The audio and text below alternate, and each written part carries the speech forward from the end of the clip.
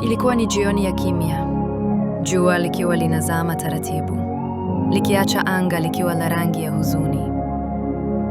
Juma Ramadhani alikuwa amekaa peke yake kwenye kiti chake cha magurudumu, macho yake yakitazama mbali, lakini mawazo yake yakiwa mazito kuliko giza lililokuwa linaingia.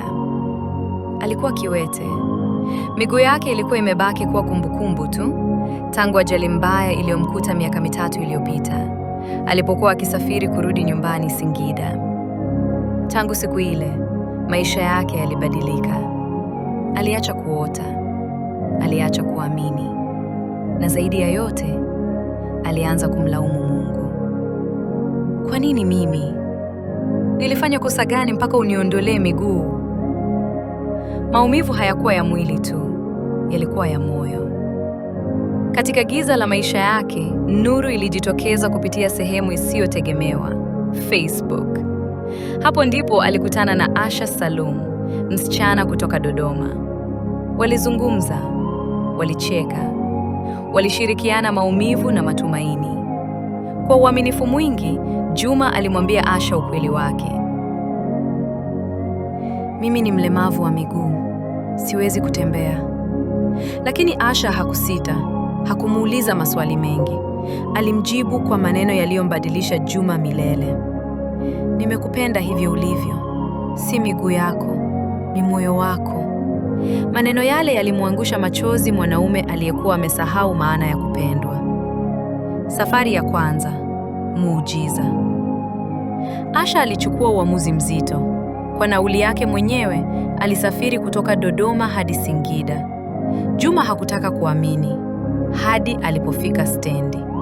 Alipomwona Asha akimkimbilia kwa miguu yake miwili, akamkumbatia bila hofu, macho yake yakijaa furaha na machozi. Nilihisi kama Mungu amenitumia malaika, Juma alisema moyoni. Walikaa pamoja wiki nzima.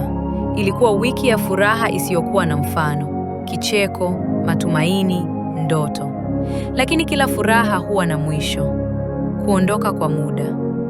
Siku ya kuondoka ilifika. Asha alisema nitarudi. Walilia, waliahidiana, walibaki kuwasiliana kwa miezi 2.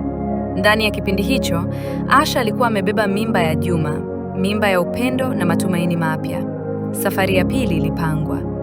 Asha akaondoka tena Dodoma kuelekea Singida, lakini safari hii hakuifikia Singida.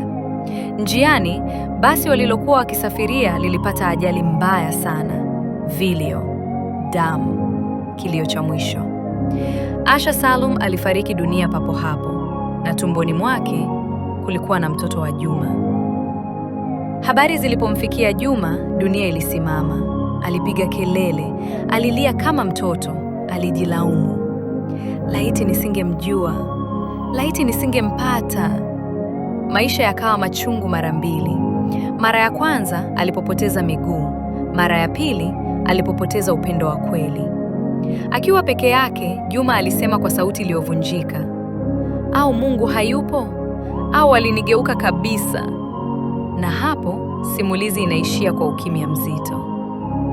Hapo tumefika mwisho wa simulizi yetu leo.